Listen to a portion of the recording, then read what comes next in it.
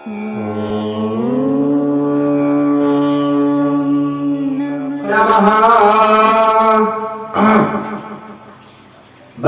वंदारवंदारं वृंदावन विनोदिनं वृंदावन कलानाथं पुरुषोत्तमद्भुतम्। ओम श्री पुरुषोत्तमाय नमः। अभी तक हमने पूर्णिमा तक की कथाएं सुनी थी। आज कुछ के उसकी आगे सुनने जा रहे हैं। महर्षि देवर्षि नारद जी बोले, भगवान श्री नारायण को बता रहे थे, कहते हैं हे प्रभु, आपने उस देवल को क्या किया, आपने सुदेव को क्या किया। भगवान श्री विष्णु गरुड़ पर सवार होकर विष्णु लोक से मृत्यु लोक आए। तदनुसार सुखदेव के सामने वह प्रादुर्भाव हुए और उसके बाद वहां पर कहने लगे, हे वत्स, हम तुम्हारी तपस्या से प्रसन्न हैं, तुम आंखें खोलो, हम तुम्हारे सामने खड़े हैं। उसके बाद गरुड़ जी पर सवार भगवान विष्णु के द्वारा ऐसा सुनने पर सुदेव आंखें खोलकर भगवान विष्णु की अपनी टूटी फूटी वाणी से स्तुति करने लगे। हे भगवान, मैं आपको बारंबार प्रणाम करता हूँ, मैं आपकी स्तुति तो कर नहीं सकता, परंतु जितनी शक्ति है, जितना सामर्थ्य है, मैं आपकी उतनी स्तुति जरूर करूंगा। उसके बाद भगवान विष्णु ने गरुड़ को आज्ञा दी। गरुड़ को आज्ञा का पालन करने के लिए सुदेव कहने लगे। उसके बाद गरुड़ जी बोले, हे सुदेव, मैं आपको, आपके भाग्य में वैसे 7 जन्म तक जो है पुत्र का सुख है ही नहीं, 7 जन्म तक। अब आपको कैसे पुत्र का सुख प्राप्त होगा। तो मैं अपने स्वामी की आज्ञा से आपको पुत्र का सुख दे तो दूंगा, परंतु वह मेरा अंश रहेगा। आपको जो पुत्र होगा वह मेरा अंश होगा। और उसके बाद आपका पुत्र सर्वश्रेष्ठ होगा, सर्वगुण संपन्न होगा, उसको सब कुछ विद्याएं आएंगी, परंतु एक ही दिक्कत रहेगी। वह दिक्कत आपको महर्षि बताएंगे। वह महर्षि आपके पुत्र के वेद अध्यापन के बाद, जब आपका पुत्र गुरुकुल से वापस आ जाएगा, उसके बाद वह महर्षि आपके घर आएंगे और आपके घर में आकर आपको बताएंगे। उस समय आप ज्यादा शोक मत करिएगा। इसके बाद कहने लगे कि आपको जो है पुत्र सुख भी प्राप्त नहीं होगा। मतलब वो जो पुत्र आपका होगा वह आपको सुख नहीं दुख प्राप्त देगा, दुख देगा, वह आपको दुख प्रदान करेगा। देवल ऋषि वहां पर आएंगे उस समय, और उसके बाद वह आपको बताएंगे कि आपका पुत्र कैसा है, क्या है, और कब उत्पन्न हुआ, कैसा है, क्या, सब बताने लगे। उसके बाद वह ब्राह्मण सुदेव अपने घर चला गया। वहां पर जाकर उसकी पत्नी कुछ दिनों बाद गर्भवती हुई तथा 10 महीने बाद उसको एक बहुत सुंदर पुत्र हुआ। वह पुत्र जो है मेधावी था और वेद अध्यापन, उसका नामकरण किया गया पहले।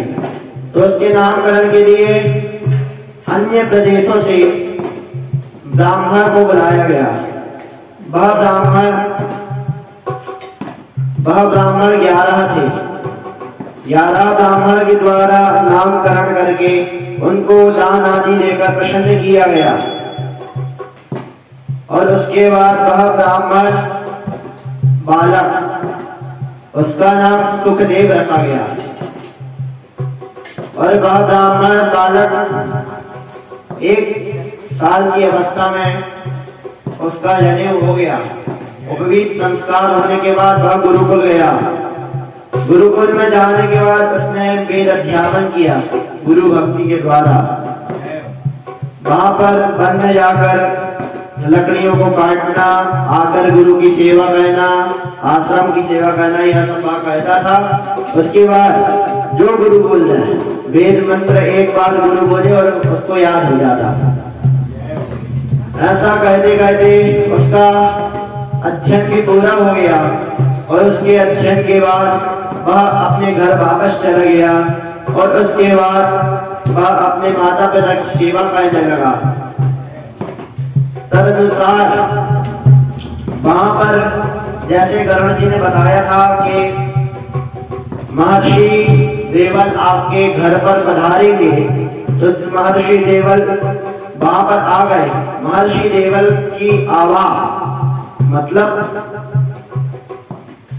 तेज, महर्षि देवल इतने तेजस्वी थे कि करोड़ों सूर्य के समान उनका चेहरा था। उनको देखकर सूर्य उनको साष्टांग प्रणाम किए तथा वह हाथ जरगाने के बाद उनका पूजन करते हुए उनको एक आसन पर बैठाते हुए, आसन पर जैसे ही देवल महर्षि देवल आसन पर जैसे ही बैठते हैं तो वह अपने पुत्र को बुलाते हैं। उनके पुत्र उनको गिर करके वहीं पर साष्टांग प्रणाम करते हैं। इसके बाद वह देवल उस पुत्र सुग्रीव को देखकर कहने लगते हैं, हे सुग्रीव, यह पुत्र बहुत भाग्यशाली है। इसका सुख, पुत्र बहुत भाग्यशाली है। इसका सुख जो है समस्त लोकों में प्राप्त होगा, परंतु केवल एक ही दुख है। यह दुख मैं तुमको बताऊं तो बताऊं कैसे। यह सब सुनकर देवल महर्षि देवल कहने लगे। महर्षि देवल अपने हृदय में पत्थर रख के बोले, हे मुनि श्रेष्ठ, हे द्विज श्रेष्ठ, मैं आपको यह बता रहा हूं, आपका पुत्र सर्वगुण संपन्न है, परंतु केवल एक, इसमें सभी लक्षण हैं, केवल एक ही चीज है जिसके कारण आपको सुनकर दुख होगा। इसकी अल्पायु है। यह 12 वर्ष की आयु में ही एक नर्मदा में डूबकर, एक नदी में डूबकर इसकी मृत्यु को प्राप्त होगा। इसके बाद आप शोक मत करिए, लेकिन इसके पहले यह सब कुछ कह देगा। इसके पहले यह मतलब जो अधर्म अभी प्रचार हो रहा है उसको नाश कर देगा। यह समस्त वेदों का अध्ययन करके आपको सुखी प्रदान कर देगा, परंतु इसकी मृत्यु जो है अल्पायु में ही हो जाएगी। यह सुनकर देवल महर्षि शांत हो गए और सुखदेव जी के पिता शोक में आ गए। अब पिता की बात सुनकर के वह माता भी शोक में आ गई। माता के शोक में आ जाने पर माता जो है अपने पुत्र को प्रेम करने लगी और उनको अपने गले से लगाकर कहने लगी, हे पुत्र, तुम मेरे को छोड़कर कहाँ चले जाओगे। इसके बाद उनके पिता को शोक में देखकर उनकी माता बोलती है, हे स्वामी, आप चिंतित मत होइए, यह जो है अपना ये पुत्र है, मतलब होने को कोई टाल नहीं सकता और उसके बाद जो नहीं होना है उसको कोई ला नहीं सकता, इसलिए आप चिंता मत करिए, जो होना से होगा। आप क्यों चिंता कर रहे हैं? आप जो है प्रसन्न चित्त से जितने दिन आपका बालक आपके साथ है उसके साथ सुख पूर्वक बिताइए। आप अपने पुत्र को जो भी आज्ञा देते हैं वह आपकी आज्ञा मानता है और उसके बाद आप उसी से इतना सुख प्राप्त कर रहे हैं, इसलिए आप चिंता मत कीजिए। आपका सुख जो है जब तक है तभी तक रहेगा, जब तक विधि का विधान है आपका सुख का तभी तक वह रहेगा। इस प्रकार वह स्त्री अपने पति को समझाने लगी। तदनुसार वह कहने लगी कि आप जो है सनातन भगवान विष्णु का भजन कीजिए। सनातन मतलब सना मतलब सदा, तन मतलब रहने वाला, जो सदा रहने वाले हैं भगवान विष्णु, आप उनका स्मरण कीजिए, आप उनका भजन कीजिए और कुछ मत कीजिए। यह समस्त संसार केवल एक मिथ्या है, उसके बाद कुछ भी नहीं। और उसके बाद वह सुखदेव भजन पूर्वक रहने लगे। वह सुबह शाम भगवान का भजन करते हुए रहने लगे। उसके बाद उनके पुत्र जो थे सुखदेव जी, वह अपने पिता की आज्ञा मानकर वह अच्छे से रहने लगे तथा अपने पिता की आज्ञा मान करके कहते हैं, हे पिताश्री, मैं आपको किस प्रकार प्रसन्न कर सकता हूँ, आप बताइए।